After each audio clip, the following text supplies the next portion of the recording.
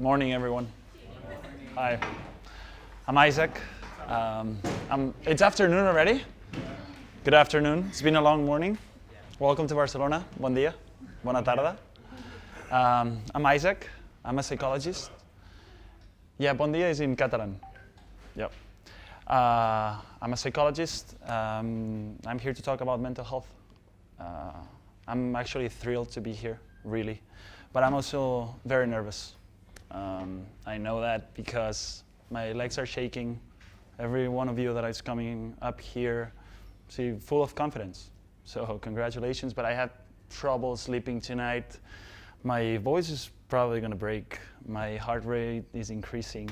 I have all these thoughts that I don't know if this is gonna be helpful or not. No, I have these emotions. Breathe. You should, yeah, I've tried it. I've tried, but still. Let's try all together. I'm sharing you this because still mental health, our emotions, our thoughts, our physical symptoms that we feel, still stigmatized. We don't talk about it openly, right? And we all feel it.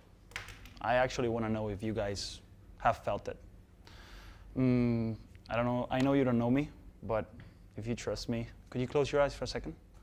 For a minute? Just four questions for you. If in the last 2 weeks you have felt stressed, could you raise your hand? All right. You can bring it down. Don't open your eyes. If in the last 2 weeks you have felt nervous, can you raise your hand? Okay, bring them down. If in the last 2 weeks you have felt sad, can you raise your hand? All right, you can bring them down. You can open your eyes. There are many emotions. They might be unpleasant, but we need them too. It's these states that make us feel or adapt to our context, right? But we still have to go to work, study, make a contribution to our society. You guys help other people around the world. So how do we cope with that? How do we self-care? How do we maintain our well-being? And if I was a wizard, or I don't know, probably a much better psychologist, I would tell you, but I don't know. I have no idea. I know the dimensions in which we do, but you guys know yourselves better than I know you, right? So I'm asking you, what do you do to maintain your well-being? Anyone? What makes you, I don't like this word, but what makes you happy? I was going to say that express your sadness, your stress. Sure. Sure. One of the dimensions, it's emotionally expressing ourselves verbally.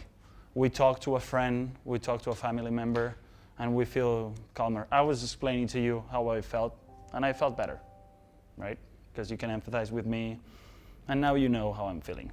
So yeah, it can be non-verbal too, right? When we cry, do we feel better? Crying feels good. Laughing feels good. Hugging feels good. Holding hands feels good, right? So emotionally is one of the dimensions. Thank you. What else? What else do we do? All right. Go ahead. Just love yourself. Just love yourself, yeah. Self-esteem. Self-esteem is important. Sure. Thank you. Be positive. Be positive, right? Taking time to rest. Taking time to rest physically, right? Physical activity, is it important? Do you guys do physical activity? Do you go for a walk? Do you go for a walk? Do you run? Do you exercise? Do you do sports? Sports or physical activity, it's fundamental. I knew I was going to be very nervous today, so I actually woke up at 2 a.m. I was very nervous. But when I woke up at 7, I knew that I had to do some exercise. It would make me feel more prepared for today. So physical exercise or resting, it is important, totally. Seeking social support. Seeking social support, totally, and giving social support. And you guys know that. Helping others helps yourself, right? We knew during COVID, I was working on the emergency services here, and we were having a situation in which one teenager, now she's 17, so she was probably 15. She was having extremely panic attacks, right? And she went to the hospital here at Hospital del Mar, and it stopped. Went back home, still all these panic attacks. Went to the hospital, everything was fine. What's going on? So we went to her house, we talked to the parents, we talked to her. We can observe that she was watching a lot of news. Do you remember during the first? It was all over the news, all day. But when we go to the hospital, the doctors say she's doing the same thing over there. So there is no difference. And then we talk to the nurses. They usually talk more with the patients, and we ask them, what is going on? What is she doing here that is not doing it back home? And we find out that she was going to the kids' place. She was telling them stories. She was dressing for them. She was playing with them.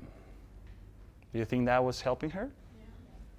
It was a very stressful social situation in which she had to be home, but now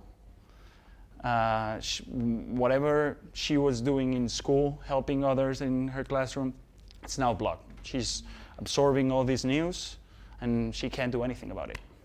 But when she goes to the hospital, all of a sudden she's useful. That's the third dimension, helping others, and you guys are great at it. You inspire me. What else? What else do you do?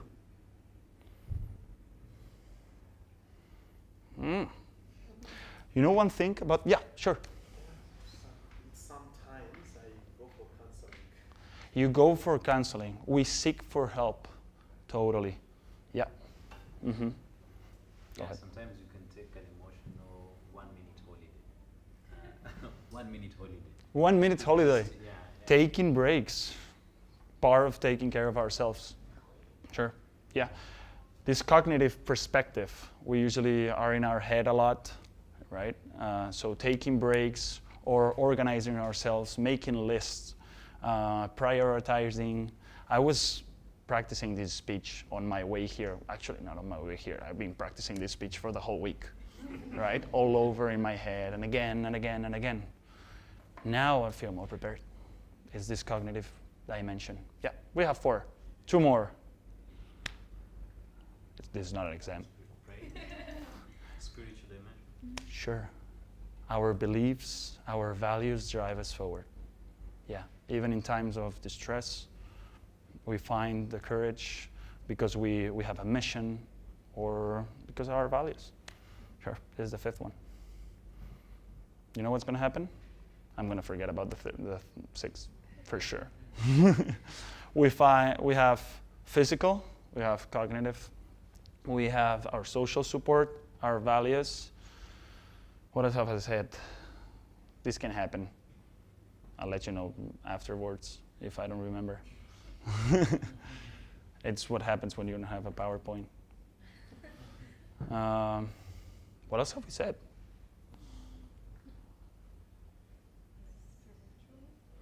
Yeah, the values, physical, cognitive, social, emotional. Yeah, now I have the last one. Do you guys draw? Do you guys write? Yeah. Writing, how we're feeling, drawing, photography, video. It helps us express ourselves. Right? We have these 6 dimensions in which we are able to regulate our emotions. And one thing that I know for sure is that when we are in distress, when we are stressed out, when we are in vulnerable situation, we usually forget our own. So make sure make sure you know them, all of them. And if you are in these situations, reinforce them. And you're in an age, me too, we're young, we can still explore others. So, I don't know, talk to each other and let everyone know what you guys do to regulate yourself. Also, you guys help your communities, not only yourselves, right?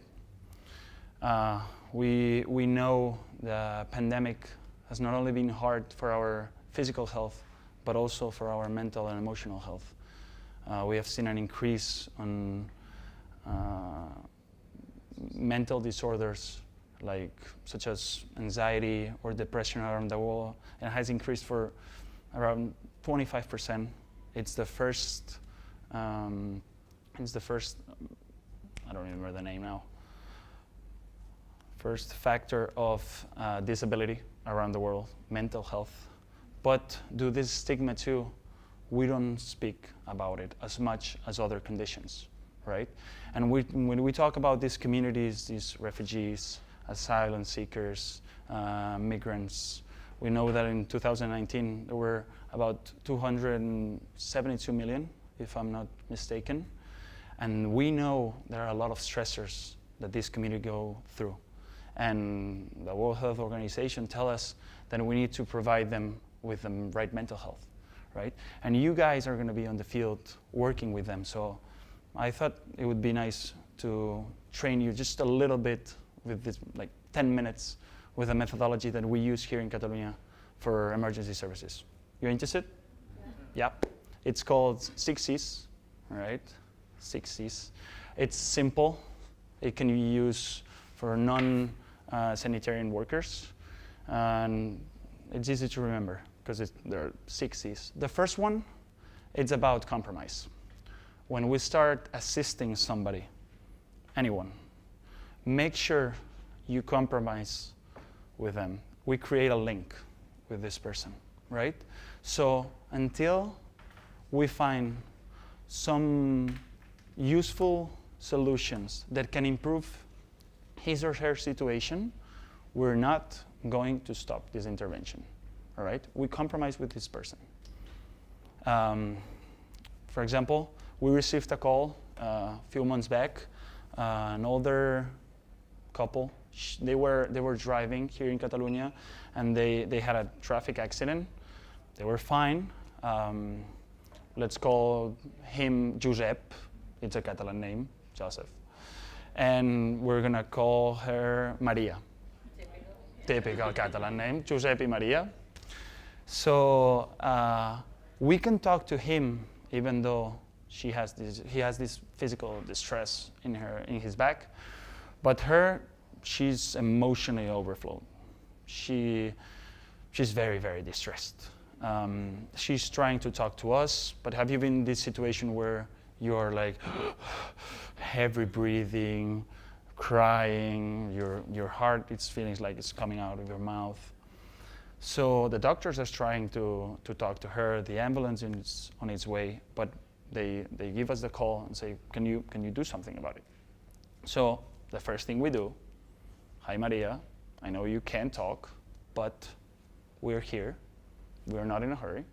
So until we have some solutions, some actions that we can take to improve your situation, we're not going to stop. We're not going to hang up. So there's compromise. Second one is communication. And we don't use it all the time, but when there's this distress that the person is connected, is not connected with the present, and it's connected with the past or the future. Probably every single one of you during the morning or during right now, you guys are thinking, what are you going to do next? What has happened this morning? Has it happened? Your thoughts bring you forward or take you back? Yeah. One thing we can avoid that, it's by being in contact with our senses. Grounding. Yep. Yeah. So we did that. We can do it right now. You guys see me? Yeah? Do you guys see this pen? Do you guys see her? Right? We have found 3 things you see. You guys listen to me. Can you guys hear this pen? right? If you raise your right hand, can you feel the shirt you're wearing with the material? If you've done it, you've lived in the present for a second, right? You are connected now. We did that with Maria. Maria, what can you see? I can see the car. I can see husband, Giuseppe, she said. I can see the traffic signal that they hit. What do you hear? I hear you. She was actually mad at this point. I was like, okay, she's connected now. She can talk to me. And what we're going to do next, it's about cognitive. We know that when we try to address these people's emotions, the amygdala, this part over here in the brain, it's working overtime. It's really, really working. So when you guys have felt sad, yeah, right? Has anyone told you when you're sad, don't be sad? Does it work? Yeah, be positive. Does it work? When you guys are stressed, don't be stressed, relax. Does it work? Probably doesn't. It makes it worse. You know why? Because your amygdala is working so hard, you're sending the amygdala more work, so it's not working, right? Complicated. What we're going to try to do is translate this emotional language to a cognitive language, to this part over here, frontal lobe. How are we going to do it? We're going to ask details. We're going to ask this person if she or he has felt this way before, right? Over this week. When are those emotions are higher, right? At this point, where we asked Maria was like, from 1 to 10, Maria, how stressed do you feel right now? What do you think she said? 10 or more than 10. We try to say from 1 to 10, because if we say from 1 to 1 million, it creates more distress. So from 1 to 10, how distressed you are. She said 10. It wasn't 10 anymore, because now I was able to talk to her. Actually, it was a colleague of mine. So she said 10, but now we're translating this emotion to a number. And now we can go to the fourth, that it's control. What can we control, right? How can we bring this level of distress down by 1 or 2 levels? And as I said before, I don't know Maria, I don't know you, but she knows herself. So what we ask is, when you're nervous, have you been nervous before? She has. Of course she has. How have you solved it? What helps you? And she said, I like to walk. And I'm like, damn, you're on the road. You're in the middle of the highway. Okay, do you have this vest? Yeah, I have it right here. Okay, so you can wear the vest. Yeah, and we can start walking on the side. Good.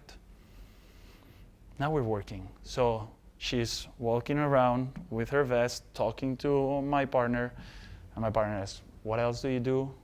What else can we do in order for you to feel more relaxed? Well, I should call my son. My son should know that we're going to be in the hospital. We're going to take his dad to the hospital. Good. This social connection is important. What else?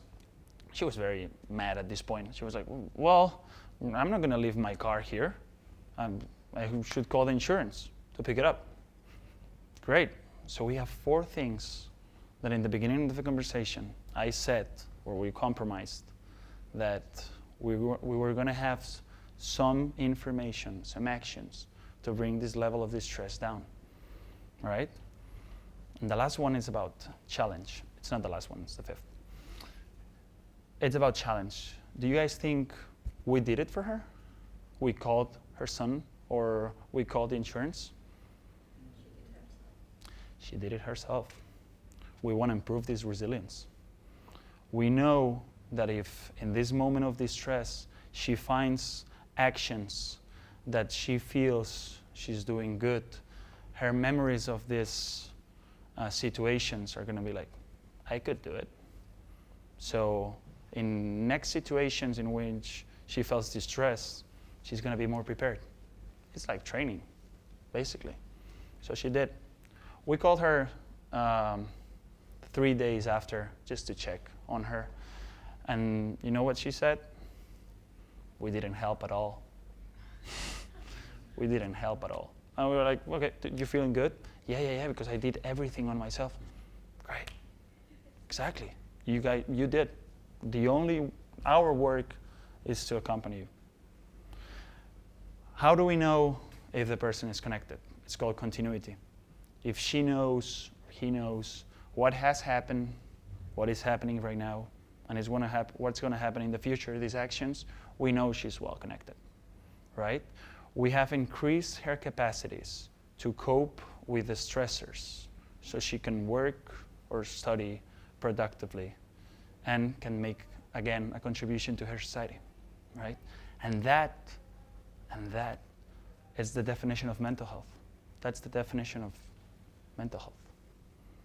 What do you guys think? Do you think you could use it? Yeah?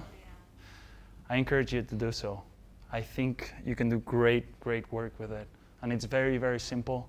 And it's about giving the tools to these persons to be able to cope with all the stressors. All right? I'll be around all week if you guys need anything. I'm from here, so any questions, any personal situations, or your community that I can help, I'll be gladly to do it. All right? I don't want to take more time. Enjoy the city. Thank you very much for your attention. See you around. Thanks. What? It's like you're treating us. You guys have questions. I just don't want to take more time. Yeah, sure.